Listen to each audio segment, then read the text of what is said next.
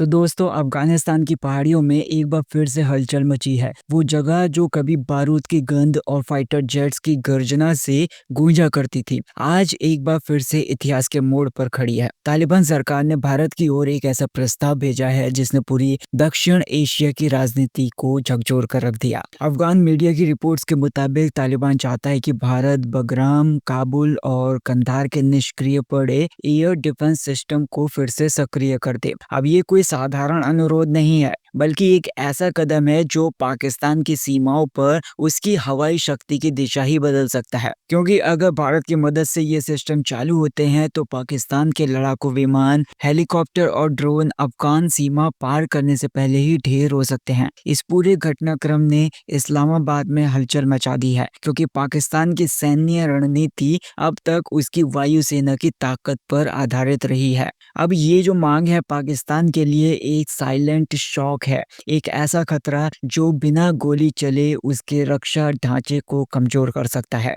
दरअसल तालिबान की ये पहल अपने आप में एक नया मोड़ है। अफगानिस्तान के तीनों एयरबेस बगराम, काबुल और कंधार कभी अमेरिकी फौजों की शक्ति के प्रतीक हुआ करते थे। जब अमेरिका ने अफगानिस्तान छोड़ा तो इन सारे ठिकानों पर हजारों टन सैन्य उपकरण, रडार सिस्टम और हाईटेक निगरानी साधन छोड़ गया। लेकिन तालिबान के पास उन्हें चलाने का ना तो अनुभव था और ना ही तकनीकी समझ। भारत के पास ये क्षमता है, क्योंकि भारत न केवल अमेरिकी बल्कि रूसी तकनीक में भी माहिर है। उसके पास S-400 से लेकर आकाश मिसाइल डिफेंस सिस्टम तक दुनिया के सबसे एडवांस्ड एयर डिफेंस नेटवर्क मौजूद हैं। अब यही कारण है कि तालिबान ने भरोसे के लिए भारत का नाम चुना। अब ये केवल तकनीकी सहयोग नहीं है, ये विश्वास का मामला है। अफगानिस्तान जानता है कि भारत ने कभी अपने स्वार्थ के लिए वहां पर दखल नहीं दिया, बल्कि स्कूल, अस्पताल और सड़कों के निर्माण से भरोसे की एक नींव रखी है।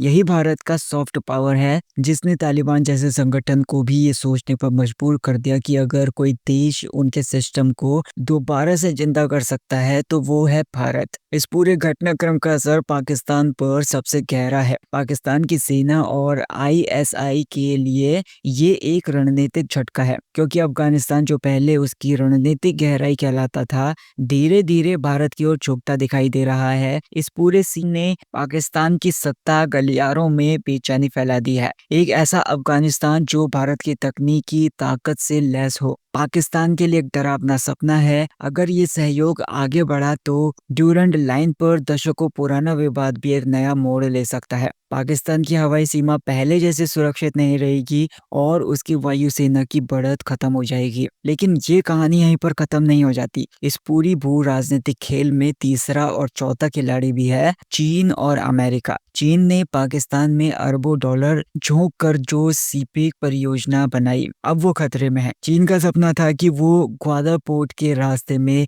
मध्य एशिया और अरब सागर तक एक स्थायी व्यापार मार्ग बना ले। लेकिन अगर भारत अफगानिस्तान में प्रभावशाली भूमिका निभाता है तो चीन का ये सपना अधूरा रह जाएगा। एक स्थिर और भारत समर्थक अफगानिस्तान पाकिस्तान के लिए खतरा और चीन के लिए रणनीतिक दीवार बन जाएगा। चीन अच्छी तरीके से समझता है कि भारत का ये जो प्रभाव है, ये प्रभाव बढ़ना उसके बेल्ट एंड रोड इनिशिएटिव के लिए सबसे बड़ा झटका है। वहीं अमेरिका की चिंता बिल्कुल अलग है। अमेरिका अफगानिस्तान से अपमानजनक तरीके से बाहर निकला था। बगराम एयरबेस जो कभी अमेरिकी सामरिक शक्ति का प्रतीक था, अब वो भारत के सहयोग से दोबारा से एक्टिव होता है और ये अमेरिका की नीति पर सीधा प्रहार है। अमेरिका भले ही भारत को साझेदार कहे, लेकिन वो ताकतवर बन जाएगा। लेकिन वो नहीं चाहता कि भारत इतना ताकतवर बन जाए कि उसकी पॉलिसीज को चुनौती देने लगे। अब यही वजह है कि वॉशिंगटन इस पूरी घटनाक्रम को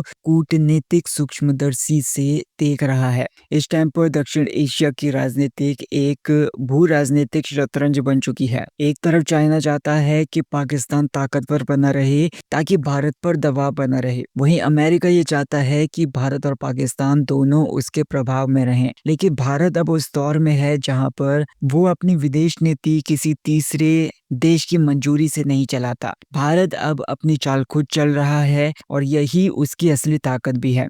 अफगानिस्तान में भारत की तकनीकी मदद दरअसल एक साइलेंट स्ट्राइक है, एक ऐसा प्रहार जो बिना युद्ध किए कई सारे मोर्चों पर असर डालता है। पाकिस्तान, चाइना और अमेरिका तीनों को सोचने पर मजबूर कर देना ही इस रणनीति का असली उद्देश्य है। भारत समझ चुका है कि पाकिस्तान की वास्तविक ताकत उसकी सेना नहीं बल्कि उसकी सीमाओं की अस्थिरता है। अगर अफगानिस्तान भारत के साथ खड़ा हो जाता है तो पाकिस्तान पूरी कूटनीतिक और सामरिक सिचुएशन कमजोर पड़ जाएगी। भारत की रणनीतिक साफ है, पश्चिमी सीमाओं पर स्थिरता लाकर पूर्व की ओर ध्यान केंद्रित करना, यानी कि पाकिस्तान को उनकी सीमाओं पर उलझाना और साथ ही चाइना की जो भी विस्तारवादी पॉलिसी है उनको रोकना। इसके साथ ही भारत खुद को एक वैश्विक विश्वसनीय शक्ति के रूप में पेश कर रहा है। अब ये एक बहुआयामी रणनीति है जिसमें मानवीय सहायता, तकनीकी सहयोग और राजनीतिक संतुलन तीनों का गहरा मेल है। लेकिन ये कदम चुनौतियों से खाली नहीं है। अफगानिस्तान को केवल तकनीकी सहायता देकर छोड़ देना पर्याप्त नहीं होगा। भारत को वहां पर शिक्षा, रखरखाव और दीर्घकालिक स्थिरता के लिए भी काम करना होगा। भारत को ये सुनिश्चित करना होगा कि उसकी ये भूमिका किसी सैन्य गठबंधन की तरह ना दिखे बल्कि पुनर्निर्माण और सहयोग की तरह दिखे, क्योंकि जितना ये कदम रणनीतिक है उतना ही ये संवेदनशील भी है। अब बात करते हैं उस पल की जिसने इस पूरी कहानी को इतिहास में दर्ज कर दिया। जब बगराम एयरबेस पर भारत का झंडा फहराया तो ये सीन पूरी दुनिया के लिए चौंका देने वाला था, क्योंकि जहां से अमेरिकी लड़ाकू विमान आतंकवाद के खिलाफ उड़ान भरते थे, वहीं अब भारत के इंजीनियर और जो भी एक्सपर्ट्स हैं नए युग की शुरुआत कर रहे थे। टूटी हुई रनवे पट्टियां फिर से चमकने लगी, जले हुए कंट्रोल टावर्स में फिर से रोशनी लौट आई। ये केवल एक एयरबेस का पुनरुद्धार नहीं था, बल्कि भारत की रणनीतिक परिपक्वता और वैश्विक कूटनीति का नया चैप्टर था।